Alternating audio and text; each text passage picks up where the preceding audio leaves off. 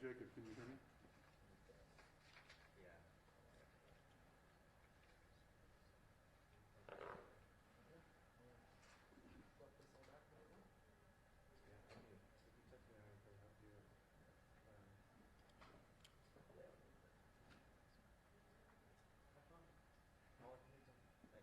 No, you're leaving? Or are you going to go to pizza? Sweet. Same place? Quick meeting like this. Are you all still working from home too?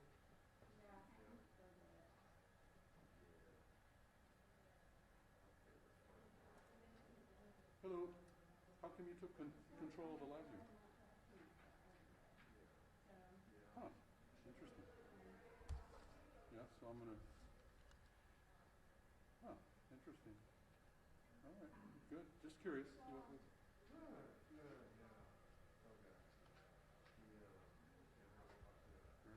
Interesting.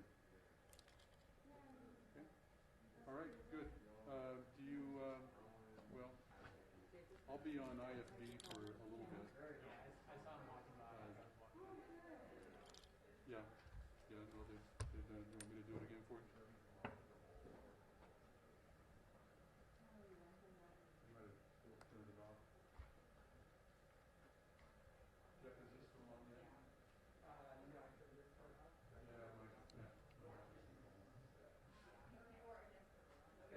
Test, test, test, 1, 2, 3, 4. Test, test. 1, 2, 3, 4. Jacob, do you hear it? Okay, thanks.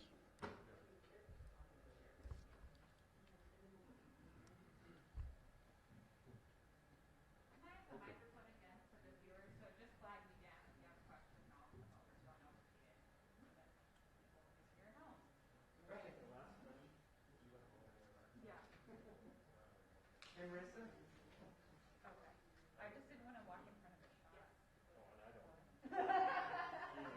I didn't want to be on Oh, I got it. That's why I'm doing this job now, because I didn't want to be on TV anymore. Okay. I understand. Hey, Marissa? Can you give us you want to adjust the mic? So, is that tied to the PA too then? Yeah. Okay. Check, check, check. Mic check, mic check. Check, check, check.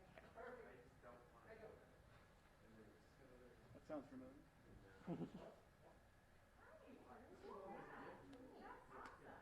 I forgot my badge. What's that? Oh, Yeah. I don't know. I just, especially with the mask, I just want to be sure that they can. Well, I'm just here standing. it's respectful of the process. How many people do you guys have here? 4 of Pretty us. funny, huh? And there might be more coming, I don't know.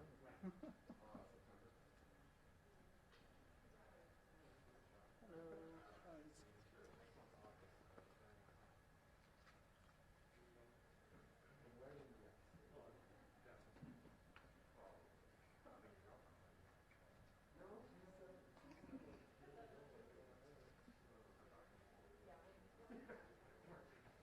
We used to have a news director that was retired Navy, and he came in and he didn't like anybody's mistakes. You know, it was like you do all your notes out in the field, write your story, go on to the next one. And we're going to assign you 5 to 7 stories a day. Oh my God. You know, that he was like really kind of. And he'd use his recorder, and so and then he just instead of writing a script, he just gave his notes to people. But he used to do a mic check where he'd say, Michael check, famous Polish immigrant. Oh my gosh. Who was that? What's his name? I'll have to think about it now. So he walked in and said, and this is after a little bit of turmoil in Newton, right? With transporters. He says, they hired me and I'm here for 10 years, right? And so then, everybody's on the road. And then he lasted 7 months. So, Oh, you're kidding. no, it's probably the least. I probably don't know him then. His name is Bob Chadbourne. I don't even remember that name. No. How are you? Good to see you. Yeah, that doesn't even ring a bell. Yeah. No, it was back always. I'm sure Larry Everton can call the name. Yeah. He doesn't forget anything. Yeah. he might remember him. Because I think he came after Larry left. Oh, really? Yeah. Hmm.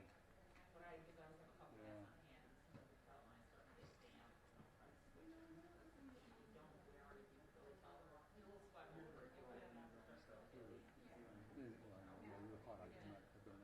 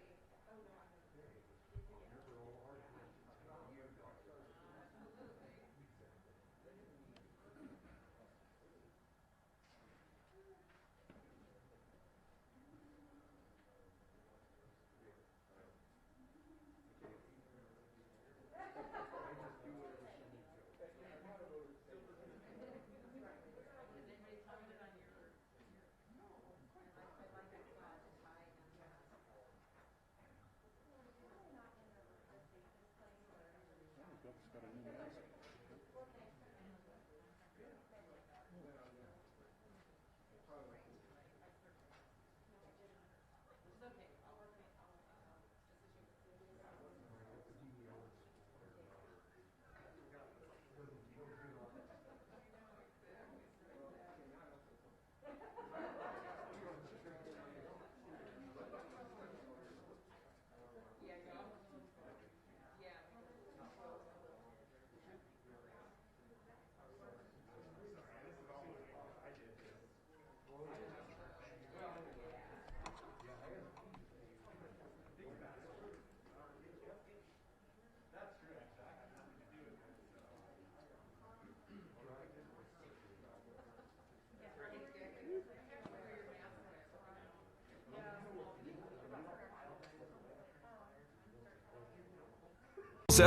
This is the News at Noon.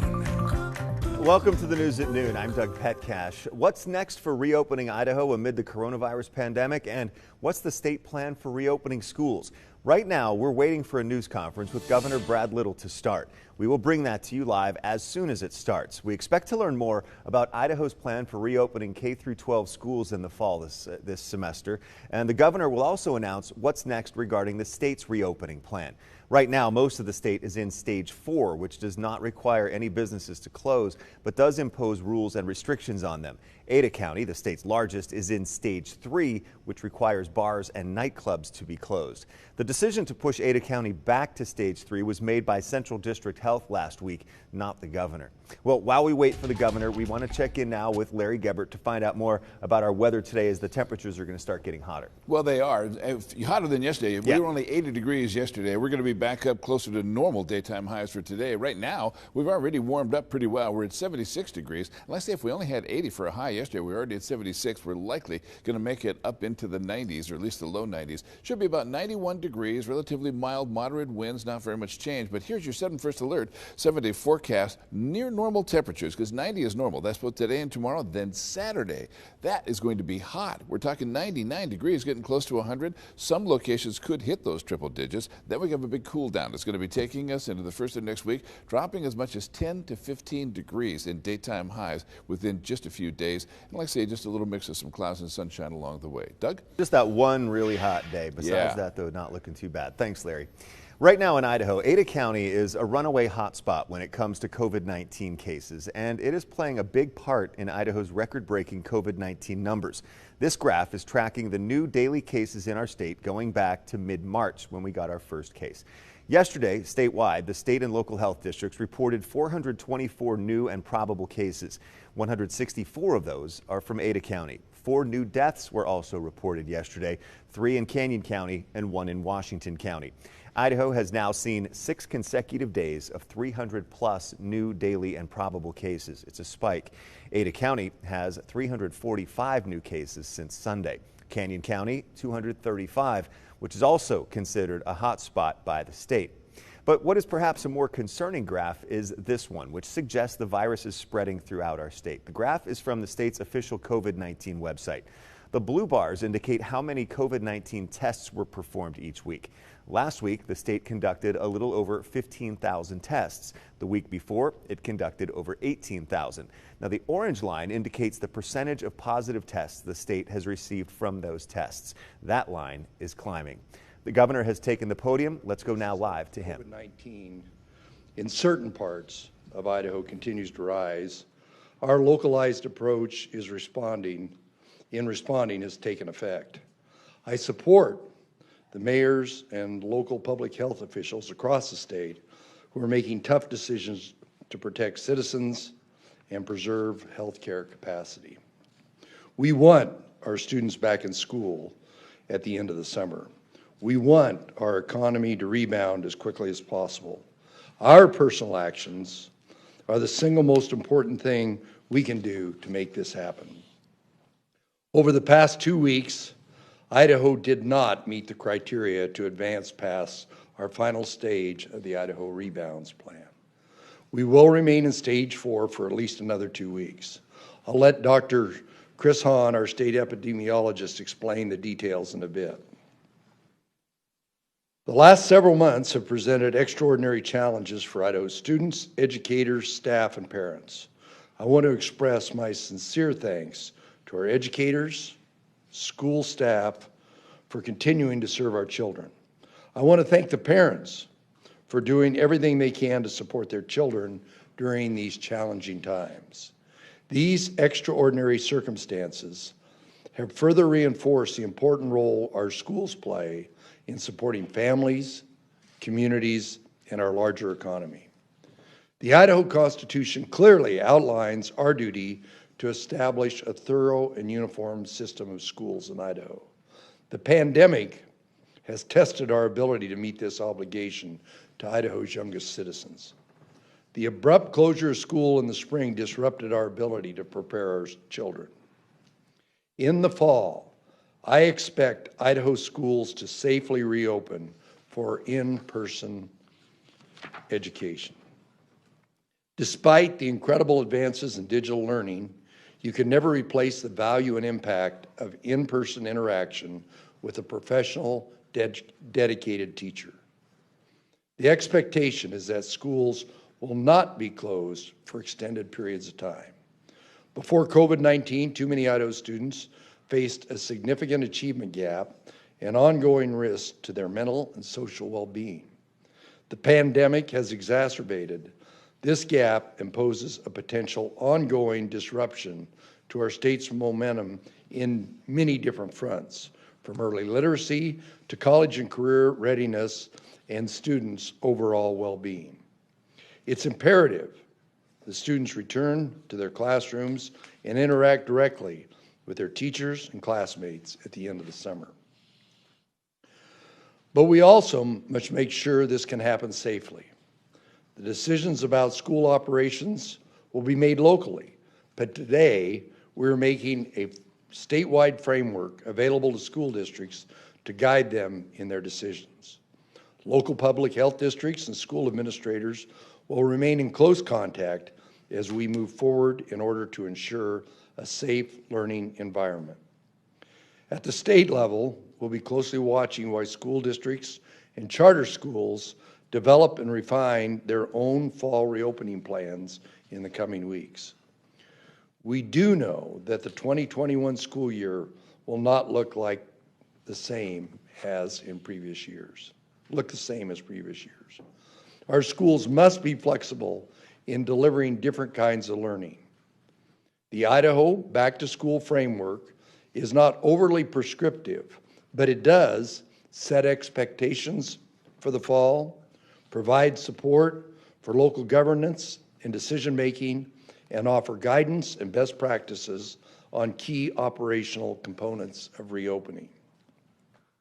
This is a balancing act for schools, meeting the needs of our students while navigating public health challenges. I want to thank the K-12 stakeholders who assisted in the effort. Debbie Critchfield for chairing the committee, the staff of the State Board of Education, Superintendent Ibarra, and her staff at the State Department of Education for working to put this framework together. We also have a committee chaired by State Board of Education member Kurt Liebeck, working on our efforts to bridge the digital divide and deliver greater blended learning opportunities. We've already deployed resources toward the reopening of schools in the fall.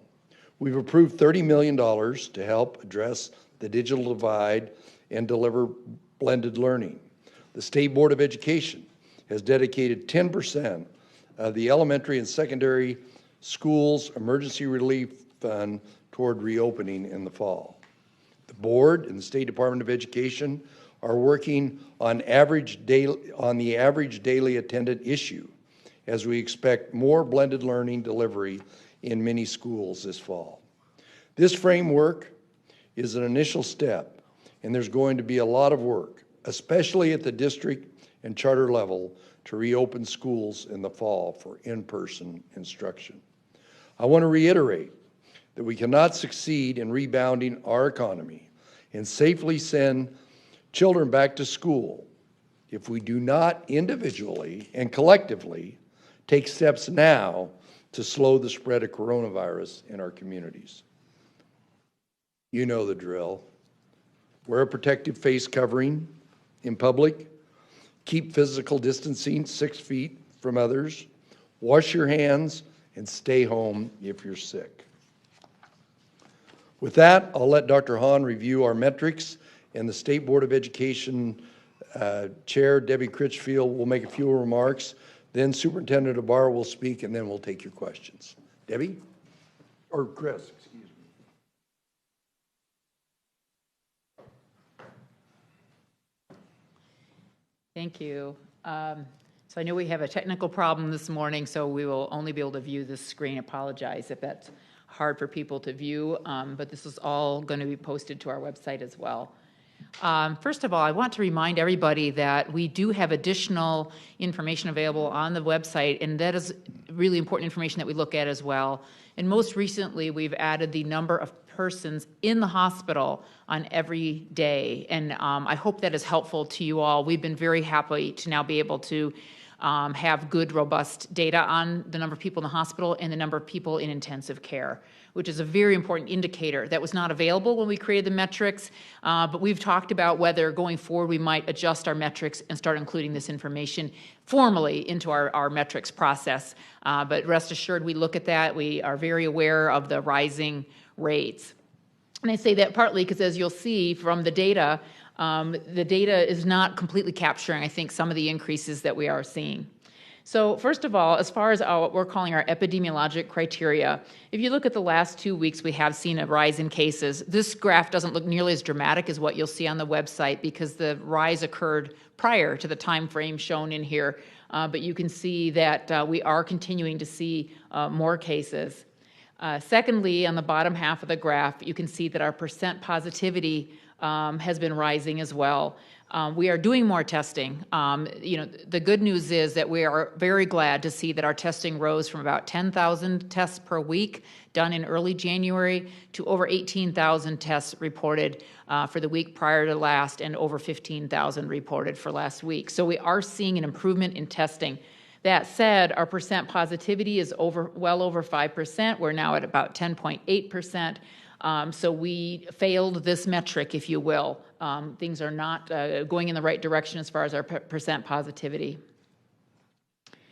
Next, if you look at our what we call syndromic criteria, so these are people coming into the emergency department with a syndrome or a bunch of symptoms that could be COVID. And we look at this data because we want to see, number one, the burden on the hospitals in their emergency departments, but also an indication of who, not just how many cases there are. Many cases are mildly ill. These are people who are sick enough that they're showing up in the emergency department. And you can see on the top graph there that we have seen an increase in the number of people coming in to the emergency department. It met our metric of fewer than 20 on average during that 2-week period, but you can see it's increasing, and we realize that that is not a good indicator. It is not a good indicator, meaning it is not showing us fully the trend and the way things are going, which is generally up. The lower graph also shows of people being seen in the emergency department with these symptoms, how many are getting to the mid of the hospital. And thankfully, although we have seen a rise in hospitalizations, it has not been as dramatic as what we saw with the first wave. I think you know that that's news nationally as well as in Idaho, more of a disconnect between the number of cases going up and the burden on the hospitals. What's not shown in our metrics, and I urge you to go check our website, is you can see, though, we are seeing a rise in hospitalization almost entirely here in the Treasure Valley. If you look around the rest of the state, they are not yet seeing increases, but here in Treasure Valley, they have seen some increase in cases. And the CEOs of the hospital spoke to this just a few evenings ago at the district health department meeting, and some of you may have heard them speak. Lastly, we have the healthcare, the other, what we're calling healthcare criteria. Obviously, these all kind of fall into that bucket to a certain extent. But this is intensive care unit beds and ventilator beds that are available, and you can see that we still have over 100 ICU beds available and over 400 ventilators available. Again, partly because the people that are getting tested and getting diagnosed are not, in general, as severely ill as what we saw in the first wave.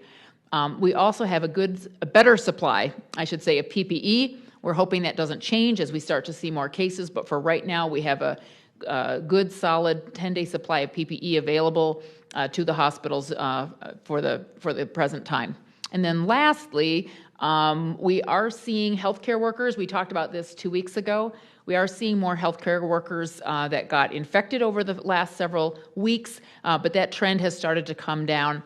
As we talked about last time, we believe that, and this is from the investigators that are interviewing these patients, this is also what the hospitals are telling us because they interview their employees as well who are diagnosed, that this is mostly community acquisition. These are generally younger adults who have been out in the community, just like the rest of us have been going out and about, and either through their household, family members, or through other exposures are getting infected. Nonetheless, what this speaks to is even if they're getting infected in the community, and it isn't implying that they're getting sick at work, it still means that they're out of work. And so it is really stressing the hospitals to see their workers get ill, and we're happy to see some improvement in that measure over the last 2 weeks. So that's all I have.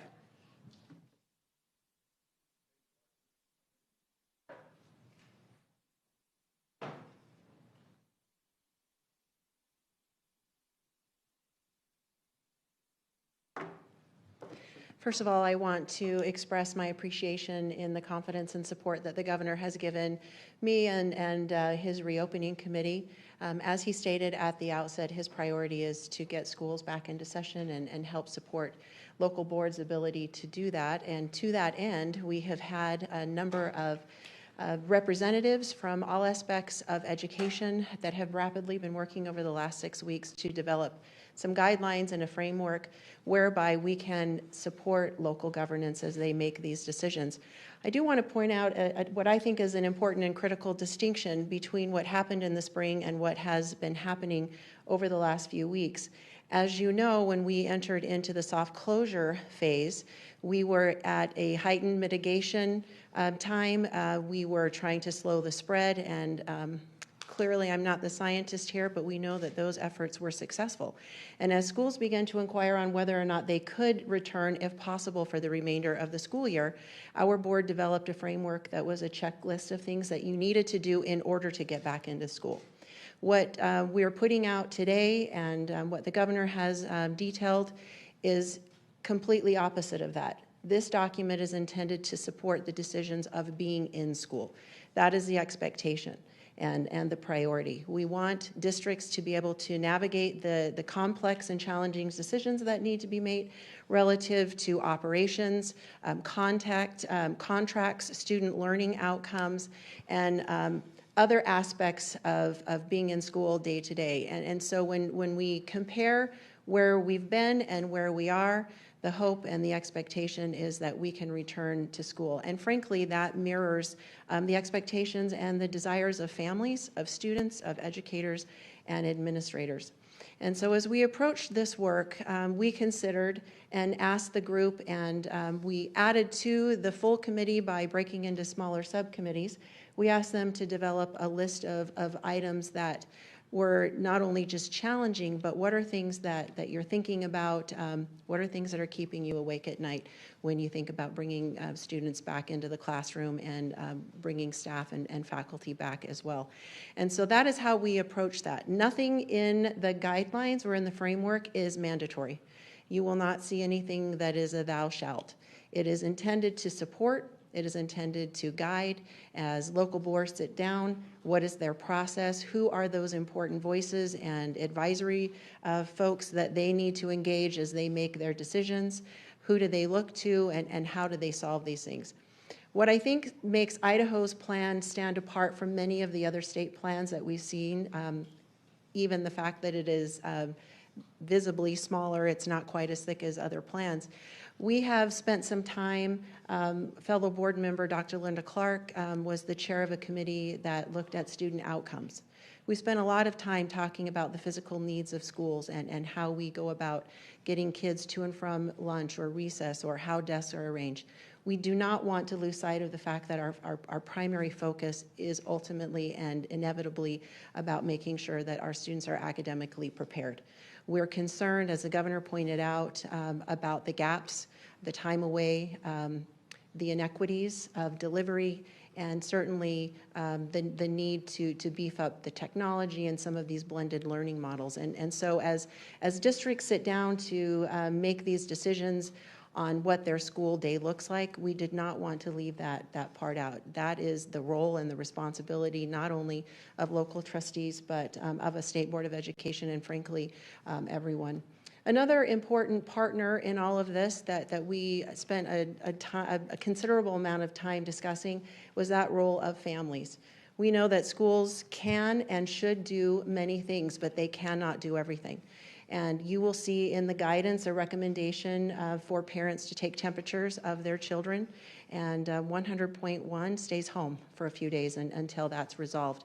If we want schools, and we do, we want them to be able to stay in session. We want them to be able to serve students in all the ways that we know are critically important to their overall development. We absolutely have to ask families to be a part of this, that they are also aware, and that it may be a couple days out of school for your student. Schools will work with you. They will do all that they can, but ultimately that serves the greater good.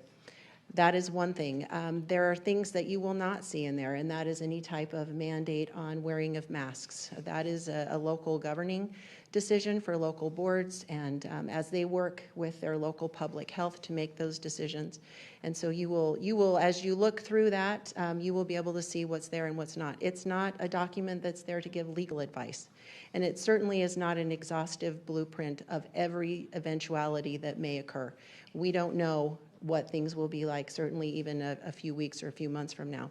But we do believe that this is a solid foundation whereby local boards and superintendents getting together with their community expectations can outline their own plans, communicate them with their patrons, families, students on how they expect to, one, educate their child, and two, protect their safety. And I probably should list them both as ones, because they are both priorities, and they are certainly not mutually exclusive.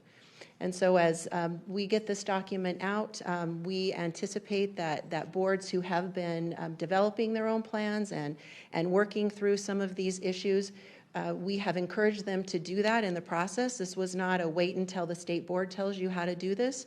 We have asked and again encouraged them to work through their plans, and then as this guidance and framework comes out, that it gives them an opportunity to sit down and to discuss, have we thought through all of these things? Are these considerations that are reflected in our own plan? We know that this is a challenging time. It's an anxious time. There's a lot of emotions at every angle and at every turn. But we are confident in the resiliency of our educators here in Idaho, in their dedication, and all of our commitment to serving students. And we're very optimistic and hopeful for the coming school year. So thank you.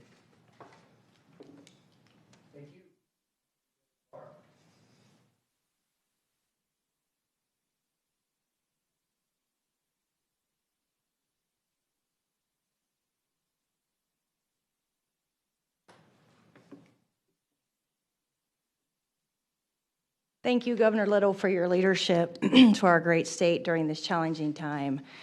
Like many Idahoans, I share a longing for our students to go back to school safely. It's not a matter of if, but a matter of how schools reopen, because schools do more than just address academics. They also address physical, mental, and nutritional services for kids, and much, much more. But as a mom and an educator and the wife of a first responder, the health and safety of our students, staff, and the community is our top priority until this pandemic is behind us. That's why my staff worked closely with the Office of Emergency Management to deliver masks and over 2,000 gallons of free donated hand sanitizer around the state. And there will be more to come. Quick thank you to General Ritchie and his staff at the Office of Emergency Management for helping us organize that. And we know more now than we did when schools first closed, as you heard earlier. And I must say, in all of my training to be a superintendent, this certainly was not found in any manual or any class that I took.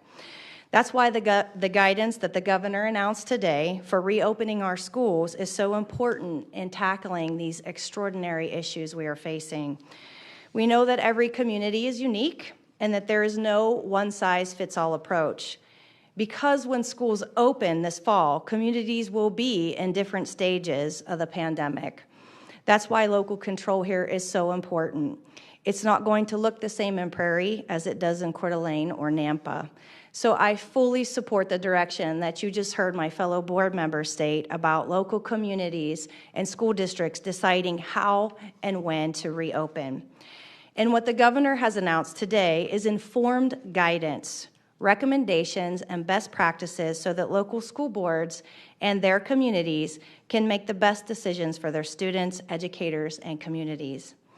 The folks who worked on this guidance, such as teachers, administrators, and folks from public health, deserve a huge heartfelt thank you as they spent countless hours on Zoom meetings, studying the health and safety issues, and working together to bring forward guidelines that help facilitate the reopening of Idaho's schools.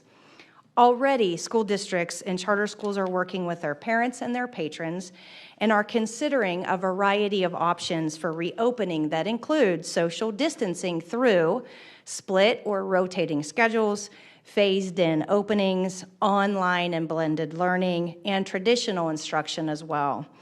The key to success this fall will be that parents and students have choices and options for their learning based on what's best for their situation and in their communities, because every single community in Idaho will look different. That's why I've been a huge proponent of making sure we have choices for parents, and that includes remote or online learning options for those who may not feel comfortable sending their student back this fall. This remote or online learning path and push that my staff and I have been discussing since the pandemic started will be the key to the unprecedented times for education in Idaho that we're facing, especially for those kids who had learning gaps before this all started, like our students of poverty and our English language learners and other at-risk populations. That is why another reason I'm so grateful to the governor for the $30 million that he's given education to help with this effort. And it'll include things like expanding connectivity and purchasing devices.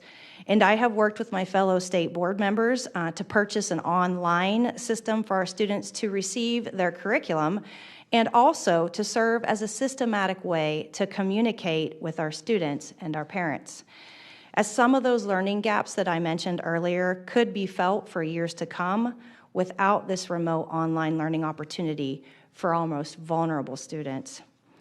Now, I have to say that this approach, we all know, will not replace the teacher or the human interaction that you heard the governor mention earlier for our students. They need that. Teachers will still need to facilitate the remote online learning and all the options and opportunities that still need to be available to our students. But in closing, rest assured, the health and safety of our students and community and staff are a top priority. And I want to assure you all that as the Superintendent of Public Instruction and my team are working day and night to help provide resources for schools and students and parents and guidance to help support learning this fall. I know that we are all committed to doing the best for Idaho students so that they can continue to learn and achieve safely and responsibly. Thank you.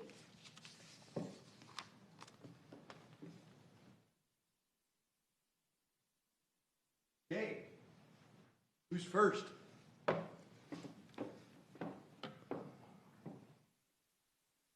Marissa, are you going to ask all the questions? I've got a question from Melissa Davlin. Governor, hospitals in the Treasure Valley are saying that they have started rationing tests again, and she's hearing from people around the state that they're having to wait several days for testing and for results. What specifically is being done at the state level to increase capacity to meet the surge in testing demand as we see more cases? Well, and I'll let Dr. Hahn finish up on it, but our statewide average goes up and down depending upon what the demand is. It wasn't very long ago where some of the providers that were doing testing were shutting down. None of us desired, none of us thought this was going to happen, this incredible surge we've got in numbers that kept us from advancing as we have right now. The testing task force is meeting today, I think, and I'll let Dr. Hahn talk about it. This is a dynamic process, this whole testing. There's new testing coming out. There's different sources of testing. There's changes in the inventory, whether it be the reagents or whether it be the swabs. All of these play into that. But the big surge that we had in numbers and awareness of people that want to go test it has come way up. And I'll let Chris talk about it.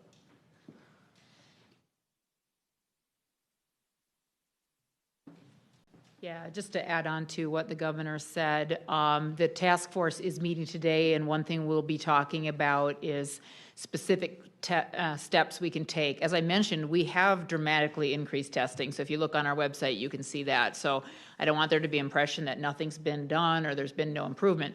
The reason there's been suddenly this slowing down is nationwide. You may know a lot of our tests are actually done by out-of-state labs, LabCorp, Quest, those sort of, and they are getting hit from all sides because this increase, as you know, is not just Idaho, it's all states. So everybody's seeing a slowdown. We're going to talk about it today. A few ideas that have been that we need to discuss are what's called pooled testing, where you can run more samples at the same time. There's some downsides to that. But we're gonna talk about some of these ideas and see if the task force wants to recommend any other specific steps to increase testing services further.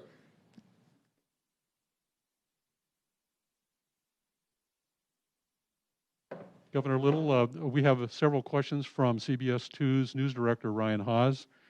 Governor Little, what message do you have to Idahoans who aren't wearing masks? Wear your mask. Next question. What message do you have to the families of family members who have lost family members? Well, I mean, that's, our one's too many. Our fatality rate is something that we're very concerned about. We do know from the statistics that we've got that it's mainly in the at-risk population, that the demographics of the people that have passed away is in that older, more susceptible population. But I want to urge everyone that all these practices that we're talking about are there to keep the general population levels down so it doesn't get into either a long-term care facility, into a facility where there's older people and expose those other people. But that's why distancing, masks, all those are essential. But we know who the at-risk population is. But occasionally, and we see this in other states, and it's kind of where we are, that age, the people that are more dramatically affected, and I know a few of them. I know some of these very robust, healthy people that are still suffering the ravages of reduced lung capacity, all kinds of complications. So we need your help collectively at getting that message out that some of these people that think they're bulletproof may have a rude awakening at some point in time. Are you working on any additional financial relief plans for struggling businesses and families? There's actually, we've got a lot of programs that are out there that are still available, whether it be individual entrepreneurs or businesses. And then one of the things that the CFAC committee, the Coronavirus Advisory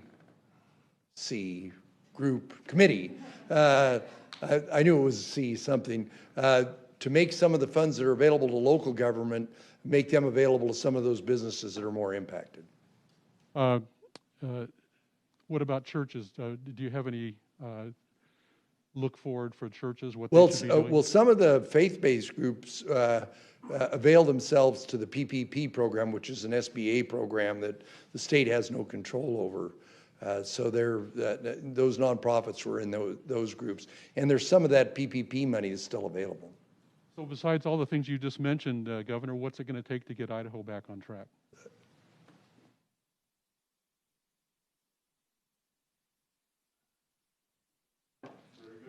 Very good. These questions are from CBS 2's Scott Logan. Scott is asking, with the surge of COVID cases in Idaho, do you expect a spike in layoffs and furloughs? It really depends. Our unemployment numbers got a little better. I will remind everybody that out of all 50 states, at the last statistical analysis by the Bureau of Labor Statistics, there are only 3 states that were better than Idaho as far as their unemployment rate. And we had our employment rate go up. But all these programs we're putting in place, is grants to small businesses, what we're doing from a rural standpoint, all these things that we're putting in place are to help those businesses. This COVID virus is very discriminatory. If you're in the hospitality industry, you've been incredibly impacted. Some of the other businesses in Idaho are frankly having a great year because some of the services they provide are services that people that are impacted by COVID virus want more than they had before. So we're trying to address those people that are being hurt. There's some other ones, and our tax data reflects that are doing quite well. And he's asking also, do you believe the Department of Labor is in a better position now with those things that you've been doing to help Idahoans? By logarithmically. We are, next week we expect to have the entire backlog caught up because of a lot of the things we put in place at the Department of Labor. And again, those delays were too late in coming for a lot of the people, but that money now is going out through the economy. But in some of these instances where, for instance, bars that were open are now closed, we've got to have those programs in place to help those people along as they face their challenges. And then we've got some of the connectivity between people that are now looking for, maybe their employer didn't make it for whatever reason. The most common reason is the impacts of the COVID virus. But there are other businesses that are growing out there. We need to make the connection between those people so they can go to work. Scott's last question is, many jobless Idahoans have told us their difficulty getting help with unemployment claims has made them lose confidence in the state government. What would you say to them? I understand that. We were not unique in Idaho.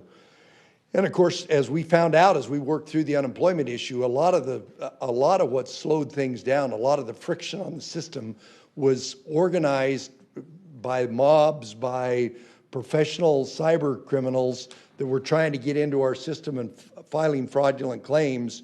We believe in Idaho that our work on stopping fraudulent claims was pretty successful, but that slowed that down. But there are only a few states that really had robust systems in place to sort out those fraud claims. We will implement that going forward. Hi, Jessica Taylor, Idaho News 6. My question is, who has the authority to shut down schools, and how big of a role will the local health districts play in that decision? Well, if I had the cover page of the Idaho Back to School Plan, it specifically talks about kind of a ladder of who has authority, and for the most part, the shutting down of schools should be done with the school board in conjunction with the health district. The health district has that authority, as does the director of the Department of Health and Welfare. Did I miss anything, Debbie or Sherry? Okay. Clark. Yeah, Governor, thanks for doing this. I just wanted to ask about the message of coming out here, encouraging schools to open in the fall amid the pandemic. Really just a couple of days removed from a record number of single-day new cases, depending on where you live. We've got businesses closed, bars closed, gymnasiums closed.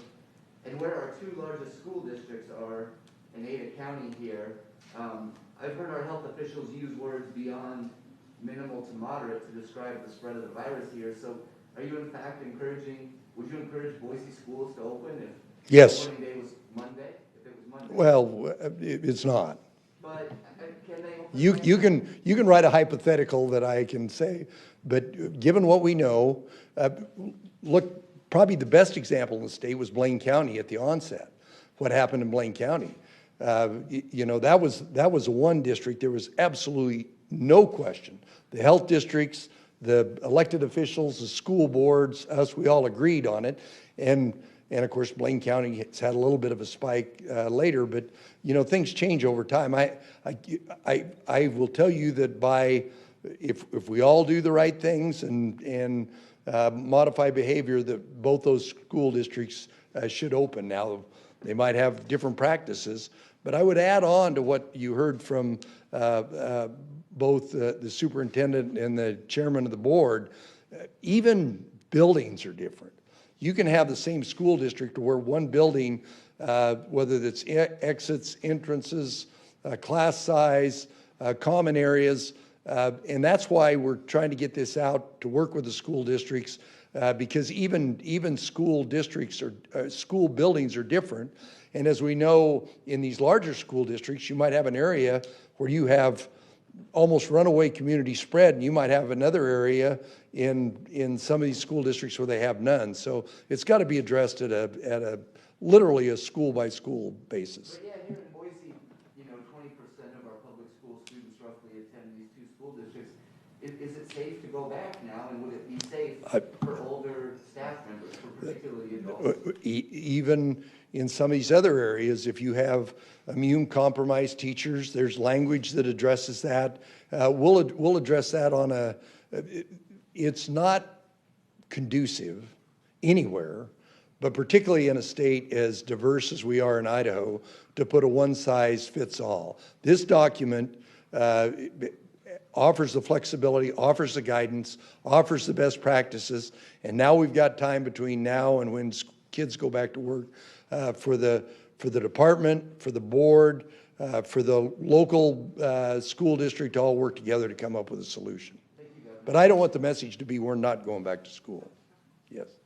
So for the schools that are saying students should socially distance, there's still the possibility, that families have siblings that are in different classes. So what recommendations are there for those types of scenarios where, say, one sibling's classroom has a case, maybe the teacher or another student? Should siblings be socially distancing at home, or how can we alleviate that problem? Well, again, I'm not exactly sure I understand the question, but I'll give it a shot even though I didn't understand it. Every family, every school district, every school has to address those particular circumstances. I can paint a scenario to where a very health compromised grandparent or grandparents is taking care of a 8-year-old. That's their, and that's a different circumstance than what is the broader area. And we need to address each one of those individual circumstances on an individual basis. We didn't ask for this COVID virus. We were given a set of circumstances that's changing all the time, and this plan has to be adaptive to that for districts, for regions, for schools, and for individual students and individual families. Hi, Governor Little. Wanted to ask specifically about mask mandates. When it comes to if students are going to wear masks, I heard earlier that the framework doesn't include that any mask mandate. That's really going to be up to the local jurisdiction. So for those cities that have enacted those mask mandates, are all students going to have to wear them? Who's going to make that decision? What is that going to look like? Again, it'll be on a school-by-school basis. I think almost every mask mandate has a 5-year, Chris, is it 5-year? All the mask mandates say you're exempt if you're under 5, I think, or 6. Something like that. But,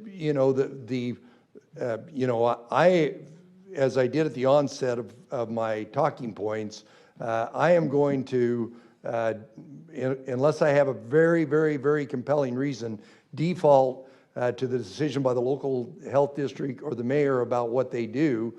If you've got, I'll give you an example, if you've got 2 communities, one of them where you've got runaway community spread, and the mandate is masked everywhere, anywhere outside, versus another area where they're being cautious about some event that's happening, and they may say it's only in retail establishments, not on the. I am not going to second guess them, and part of the reason I'm not going to second guess them is because we're learning more and more about the efficacy of these things every day. And then also wanted to ask a question from our sports director, Jay Tust. What are sports going to look like in the fall? Is it going to be safe to start those up? Well, this document defaults for high school sports to the High School Athletic Association, who are they're the experts in it. Obviously, they'll be working with their superintendents. Each region has an advisor group, but that document is silent about it other than refer. Debbie's nodding her approval. I'm glad I read it. Hey, Keith, I'm sorry. Oh, okay. As the state decided to reopen hair salons, that was decided by public health officials. As we decided to reopen restaurants, that was decided by public health officials. Why are schools being left to school boards and not public health officials? Well, the state, now there was and I'll actually let Debbie come up here in a minute, but the state didn't close any of the schools. In essence, they put in a soft closing after all the schools are closed. Is that fair? And so we didn't, obviously Blaine County's a big exception because of the fact that we didn't have any. This red line, that red line was a lot lower when we had the problem in Blaine County, and we were out of healthcare capacity there. The hospital was closed. The closest affiliated hospital was running out of capacity, and that was it. All the rest of the school districts, it was a decision by the local school boards. Even I will add, they didn't have the authority, but we didn't say anything about it. They were the ones that closed down at that point in time. So when we put in, with the advice and consent, the good counsel of my coronavirus working group, when we put in the emergency orders and the things we did, literally schools weren't even on the table at that point in time. Much of the discussion today has been about K-12 schooling, and this might be a question for the superintendent or President Critchfield. How does the guidance released today apply to colleges and universities, and what special considerations are being taken for those institutions? Well, I will let Debbie come up and comment on it, but you know, the universities real early. I know that President Trump here real early said, you know, we're going to experiment with more online activity. They've got a whole different demographic. You know, there's a lot of those students there, whether it be my community colleges or our universities, to where there are all kinds of opportunities. And we're going to default to the advice and counsel that those presidents, the state board, and the regents do for those institutions. And I'll let Debbie talk further. The governor covered it well. As he stated, we have presidents in place, and they have been more than active. They have been proactive, looking at the fall several months ago. In fact, our universities were among the very first in the state to offer and put forward mitigation efforts before spring break. And so we have, as a board, we have been tracking those plans. That's one of the requests that we have had as a board as they make decisions and plans and how are things going to look, that those are, it's an evolving and developing plan, but we have been engaged in that. And so as far, this is a long way around the question, but as far as the answer on this is a K-12 guidance document. And Governor, since I'm here, if I could just add one more thing to the question over here on our hair salons versus our public schools. Our public schools have elected trustees, and that is a power that's invested in them, and it gives them the stewardship to make the decisions, policy, they're stewards over the financial decisions versus a group that would provide oversight for licensing. And so I think that distinction is very critical when we talk about overall decision making on who does what. Clearly, boards want to have advice and be informed and work with partners to make the best decisions, but because of the nature of their positions, that elected nature, to me that elevates it and sets it apart from other entities. A question for the governor. In the Idaho Back to School framework, it talks about online learning as a pretty significant component, and Superintendent Ibarra just said that's a key component, remote online learning. Given Idaho's infrastructure with the internet, especially in rural areas, that might be lacking, and the families out there who can't afford electronic devices for their kids, or families who decide they want to do remote online learning for their family's safety, are you confident Idaho can meet its constitutional mandate to teach children if a lot of students end up going the online learning route? Well, Keith, our constitutional obligation, you're dead right about it, but we've got school districts, some of our poorer school districts, that were already one-to-one and had a robust system in place. Because we are, for the most part, a local control area. We've made revenue, we've made funds available to them for 15 years for technology for devices. This COVID issue has accelerated the need for that. One of the things that, one of the sources of revenue we have is CARES dollar Problem is, CARES dollars, they got to be spent by the end of this year. That's one of the reasons we put $50 million into that, to try and get broadband capacity out into some of these areas. And my advisory group has a specific education person on there to make sure that we've got that connectivity. Some of the districts not only are giving their kids devices, but they're also giving them hotspots so that they can access it. It is not perfect. If we would have seen this coming 3 or 4 years ago, we could have done a lot more, but nobody anticipated this. We are putting money into it from the federal and the state level. We're putting resources into to broadband, but just as ordinary citizens, some of them that live in certain areas where they just don't have any connectivity, it's a problem. We're trying to address it. It's a big priority for us, but that goes back to the fundamental premise is I want those kids in school. Just by and large, these rural areas where they've got the least amount of community spread are some of the areas where we want those kids back in school. But the first day they come into school, we're advising the trustees, the administrators, the teachers to work on your programs for remote delivery, whether that's a device or whether that's picking up a packet of paper at the school at some time if you're there. Those are all provisions that we want to have in place. It is not perfect.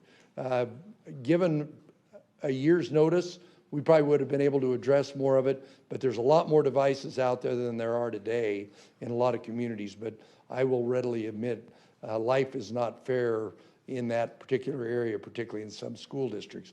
But to complement the trustees in those areas where they'd already done one-to-one and put in online learning opportunities, they've had an advantage over some of the other districts. I've actually got 2 questions for Dr. Hahn. Ah, good.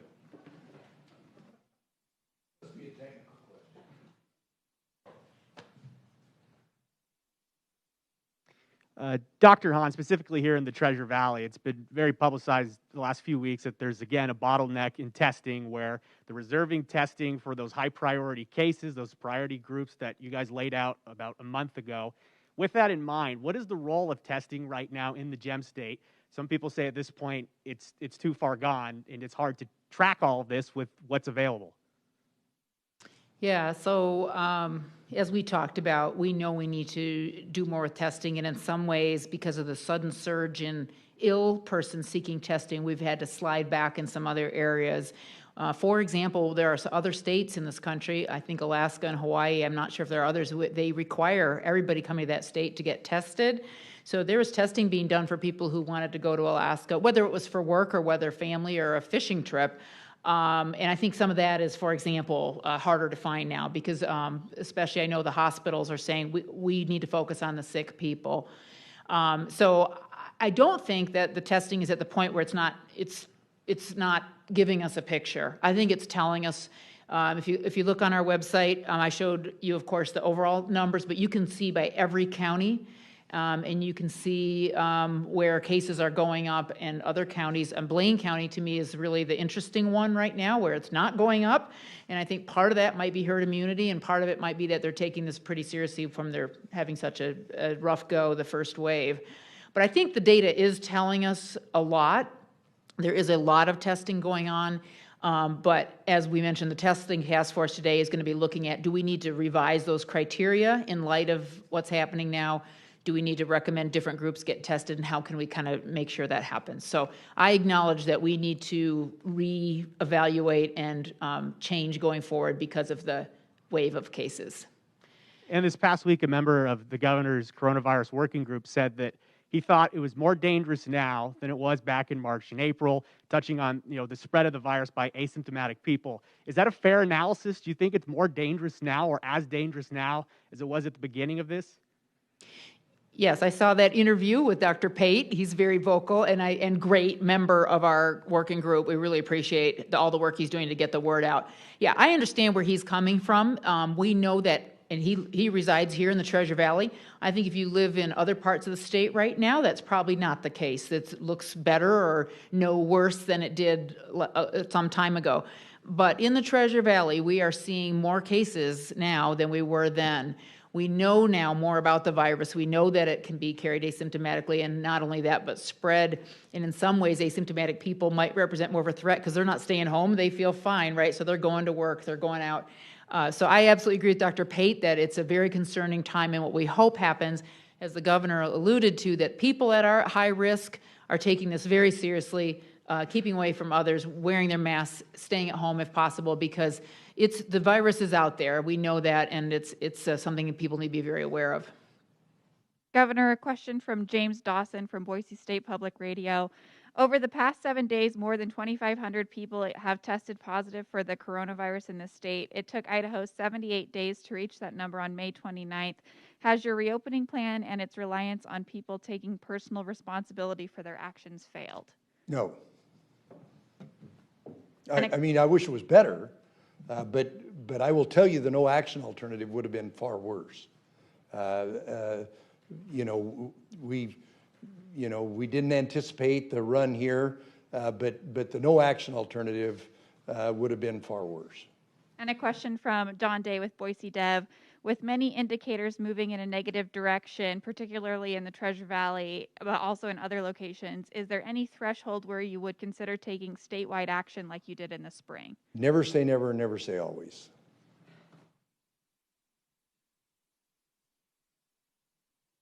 Another question from our Melissa Davlin. As we've acknowledged, you've turned over the reopening control to local health districts and to officials. But right now we're seeing highest rates of infection in, for example, the Magic Valley, Canyon County, Washington County. A lot of those high rates of infections are in communities where the health districts haven't taken any additional steps beyond the state reopening plan. Is there, I know you kind of just answered it with Don's question, but is there a circumstance or a specific trigger that would make you or the Department of Health and Welfare step in? Never say never, never say always. That's my answer to all the rest of the questions. The end of the press conference. No, I'm kidding. Governor, another question from CBS 2, Scott Logan. He's asking. I thought he'd done his limit. I did too. But this is a good question. Oh, good, finally. So businesses are being hit really hard. Individuals are. Do you feel Idaho and other states need more stimulus money from Congress? I know that my fellow governors, we're going to announce tomorrow, I think, Marissa, we're going to announce tomorrow tomorrow or Monday, the final year in. Most of my fellow governors have way more significant problems than we do here in Idaho. Everyone in this room and everyone in Idaho is a federal taxpayer. At some point in time, we won't turn it down, but because of what we've done, because of the actions that have taken place by Idahoans even way before me, we're in a pretty good shape. We've got some challenges, but we're talking about asking our state agencies to do a 5% reduction. Some states are talking about a 40% reduction. You think about that from my friends in the education industry and about how are they ever going to manage that. If the federal government puts some more money into the system, we will avail ourselves of our fair share of the money. But frankly, right now, I think Congress ought to look at the federal debt and what the impacts of that are. Governor, when the state does leave stage 4, whenever that is, what will that look like statewide? Will there be, any restrictions in place, or just will it be no restrictions? Well, if we leave stage 4, the one thing that will stay is all the guidance that it exists on our state website about basically what the best practices are. And that's a dynamic document based on new science that we get out there. So it will not be life as it was in January for some time until we either have an incredible treatment or probably until we get a vaccine. So a lot of that recommendations, best practices, advice from the health districts will go on until said time that we've got better control over the virus. As you mentioned, parents want kids to go back to school, teachers want to go back to school, students want to go back to school, everyone wants to go back to normal. How do you convince worried parents and teachers and students that it's safe to do so? Well, we obviously, what I harped on a couple times is we individually and collectively, if we do the right thing, those numbers will come down, and that risk will be substantially less. There's risk in everything we do in life. At this time, with the coronavirus, that risk level is higher for almost everything. Particularly these kids that have got challenging circumstances, it's so important for us to do everything we can so that, as I told the state board this morning in my call with them, we don't have a big asterisk on the year 20 and 21 and say these kids were lost in the coronavirus gap. That is not acceptable to me, and I don't think it's acceptable to the people of Idaho. We're going to do all we can individually and collectively as the education establishment, from the classroom teacher to myself and Superintendent Ibarra and Chairman Critchfield, to make sure they have the best opportunity to return to the classroom. Governor. This might be a question for Dr. Hahn, but I'm sure it is. In terms of community spread right now, where would Ada County schools fall in the 3 categories for school operations? I think, Chris, did you get that? The question is community spread in the 3, and you're talking about the 3 levels that are designated in that document. I'll let.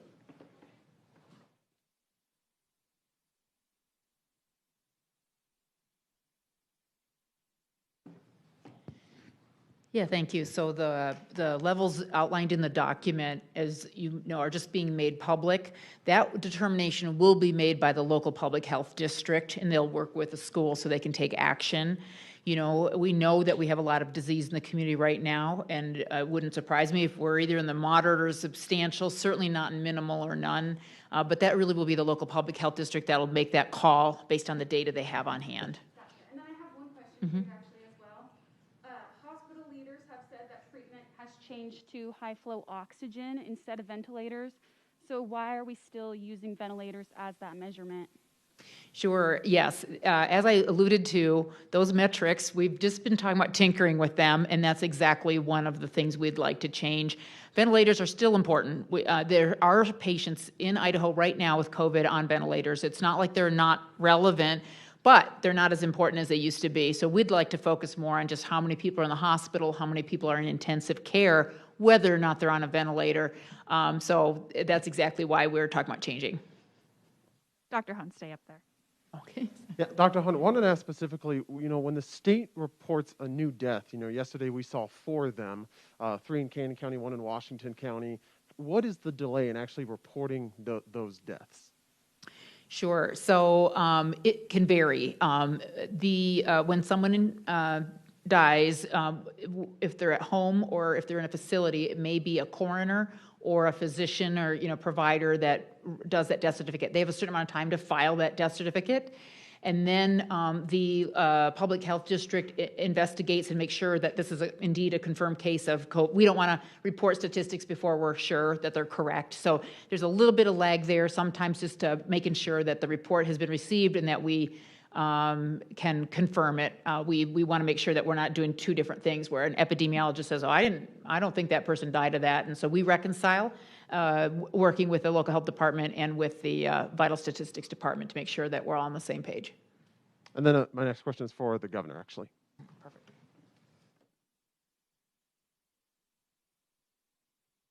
Governor, I want to ask you, do you think now, looking back this past month, that it was a mistake for Idaho to move on to stage 4? At the time, we barely met the criteria, and since then we've seen the spike in cases, more hospitalizations.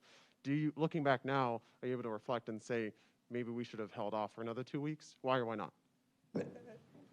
I hate to look backwards unless I think I'm going to learn something from it. And when I look back, when we originally went into it, our numbers were great. 2 weeks ago when we were here, I think we said we just barely squeaked over the finish line. 2 weeks before that, we were in good shape. So it's really, I think when we did that, it was the right thing to do. In hindsight, and I'm going to get in trouble for this, Marissa's going to get nervous, we should have given better direction to some of the facilities that we know now were our higher spread areas. If I was going to do something different, some of the other states did. You know, basically what we do about, but the health districts are trying to address that. So from that standpoint, the system worked. We did it. You know, there's other areas where we've gone into stage 4. Their numbers are fine. And I've always said I don't want to, as long as I've got that red line where I want it, we should progress. That was our gold standard from the get-go, from our first meeting, and that, I'll take you clear back to Blaine County. We were part of that orange hump in Blaine County at that point in time, and that's been our gold standard. That's what continues to be the gold standard. I don't think anybody forecasts the kind of community spread we'd have, particularly in this local area when we went into that stage. And you know, if I had a perfect projector, I'd invest all the state endowment in some kind of futures. Governor Little, final question from Jimmy Dawson of Boise State Public Radio. What have the economic and personal sacrifices of Idahoans over the past several months achieved when the spread is far greater than it's ever been now? I'll go back to my earlier statement. The no action alternative would have been far worse. When you set up a hypothetical like that, I assume it's an either or, and the either was we made those sacrifices. Had we not made those sacrifices, where we'd be today would be drastically worse. So always think about what the no action alternative, and in fact, there isn't a state in the union that took the no action alternative. Even some of them that have the worst numbers right now, Arizona, Texas, Florida, and of course, they're even though the numbers are still terrible in Maryland, North Dakota, or New York, and those areas, you know, they look better because it's better compared to where they were, but nobody took the no action alternative. We took what we thought was a prudent action, given the science of what we knew at that time. Governor, I have 2 questions. First one is for you. You talked about Texas a second ago. You know, obviously that's a state that has now required masks statewide. Has there been any talks or any plans to instigate anything like that statewide? No. And the second question I have is for Dr. Hahn.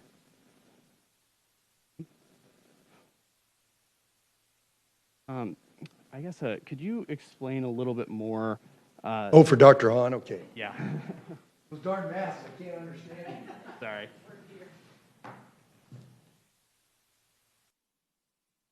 Could you explain the downward trend in healthcare workers a little bit? I know in the past 2 weeks, I think there was about 59 new cases among healthcare workers, and the current 2-week period we're in, there's upwards of 100. So I guess could you explain the downward trend a little bit? Yeah, no, I don't have more information on that right now. We're happy to have Scott pull those for you and give you more information. He pulled these numbers yesterday, so we'd have the latest for you. So I know that the total numbers that we have are less than they were. I'm hopeful that we're starting to see, because a lot of these are local. I do know that. We're hopeful that some of the actions that the district health department took are starting to be felt in that community. A group that should be highly educated about how to protect themselves, and I'm hoping that they're taking that seriously and that we're starting to see a decrease. But I don't have any more details on that for you right now, but we're happy to get that for you. One more question, Marissa, but I do want to talk about that a little bit, about what Dr. Hahn said. You know, and I want to reemphasize, we're not trying to hide anything. The criteria, the transparency on the criteria, but some of these things there's a gap in. Whether it be the issue of death certificates, there's some of these things that are a gap in. And, you know, before that that wasn't that critical. It's more critical now, and in fact, Dr. Hahn and Director Jepson have put on somebody specifically. We keep adding staff, we keep adding capacity, but we're having to crunch a lot of numbers that never existed before. And there's a whole industry of people from one end of the state to the other trying to catch either the department or the health districts or the counties or the hospitals in some kind of messing with the numbers. There's no incentive for us to do anything and put the most accurate numbers out there. We try and do it on a consistent basis, and if we make a change in how we're doing the numbers, we'll make it abundantly clear about how that takes place. I do want to go back, before I answer this last question, Marissa, on the issue of death certificates. Fortunately, our fatality rate has been pretty low. I know some states have really wrestled with the person died with the coronavirus or from the coronavirus. And we've had discussions about that, because so many times on a death certificate, they'll say, well, this patient had A, B, C, D, heart failure, cancer, whatever it is. I think what people want to know is they died from the coronavirus, and that's what we're trying to do. But that's just one example of the many different statistics that we're trying to address. Of course, here in this valley, where most of you are from, the numbers are top of mind. But if I looked at all the testing data and the positivity rate from a lot of the health districts, where their positivity rate is 0 right now, but it's top of mind here. And of course, this is where a lot of the population lives. Marissa? I'll let Logan ask a question, but then I have one that I missed from a remote reporter. Okay. So that's for Dr. Hahn after this. I think mine is for Dr. Hahn as well. As we're talking about tweaking the gating criteria and acknowledging that the spread of the virus looks a lot different in different regions of the state, are we going to start getting the ventilator and hospitalization data broken apart by county or by health district, or are we going to stay at a state level view for that? Yeah, we definitely want to go to a more regional view for hospitals. In fact, just before this call, I saw my first model for that, of trying to look at hospitalizations by public health district to give them better decision making. We, as part of the plan to start to move more regional, we acknowledge that the data has to be looked at more regionally as well. The districts do their best, but some of the data comes to us first, and we need to figure out how to break it down for them in a super timely manner so they can make decisions. And then from Gretel Kaufman from Mountain Express, has the state considered publicly sharing data about people who test positive for the virus in Idaho, but who live out of state or do not live in the county where they were tested? In Blaine County, many are wondering about the number of visitors who have tested positive here, but are not included in the county's numbers. And then as a follow-up, do the number of out-of-state visitors who test positive in Idaho factor into the state's decision-making process? Yes, we've been talking a lot about this in the last couple weeks because we recognize that there are some small communities. I know McCall has been very concerned about this. We know, of course, Blaine County, Stanley areas where they have a lot of visitors, and they feel that the numbers we publish, which is really just based on Idaho residents, that's how we do. As the governor said until a few months ago, that's how we've always done our numbers is if somebody comes here from Washington State and gets sick and diagnosed with something, we report that back to Washington so they can count it because they want to know what's happening to their residents. And that's what the way we've always done it. That said, we acknowledge the need to figure out how to present to people the big picture. And we are working on that. I don't have an answer yet, but we absolutely understand the need to do that. And we've had multiple, looking at Elke, she and I have been on the phone with the public health districts probably 3 or 4 times in the last couple of weeks saying, how can we get this? How can we get this picture so it's clear and understandable for people and helps present that fuller picture? So we are working on that. Thanks, Chris. I want to add on to that. Matter of fact, I just read a story in the Star News where the hospital and the health districts had a dialogue with the local media outlet about your numbers are 14, but the positive tests in your hospital has been 50. And that we're trying to figure out how to do that and not make a big change in how we deliver that information.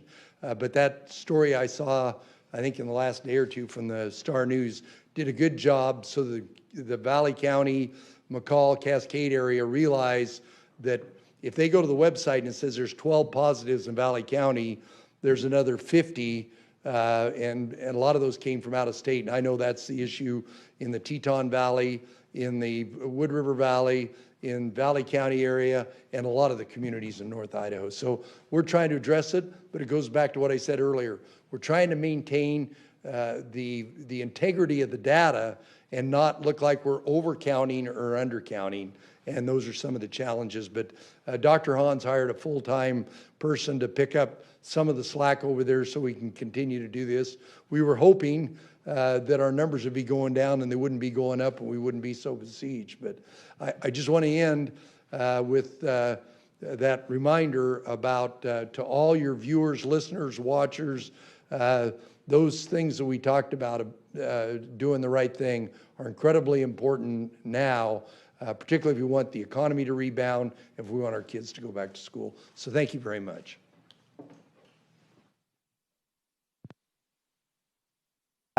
There you have it, the governor and state epidemiologist, Dr. Christine Hahn, president of the school board, Debbie Critchfield, and state superintendent of public instruction, Sherry Ibarra, all weighing in on the situation here in Idaho regarding the coronavirus. Two big things came out of this today. First of all, we're staying in stage 4 for at least another 2 weeks. The governor said we did not meet the criteria to move out of stage 4. One of the big things right there is because of the rate of positive cases that are being confirmed across the state with the surge of coronavirus cases. Just a few weeks ago, it was below 3% positivity rate, but now the state is testing a lot more. As you heard, 18,000 tests were done 2 weeks ago, 15,000 tests were done last week. But even with that larger test sample, the positivity rate has really gone up pretty high. It's now right at about 11%. So that was the criteria, the main one that failed.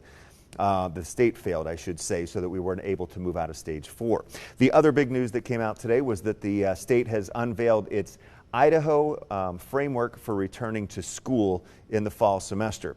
This is a document that is going to provide guidance to the school districts, but nothing in it is mandatory. Nothing. It's all guidance and best practices for school districts to follow.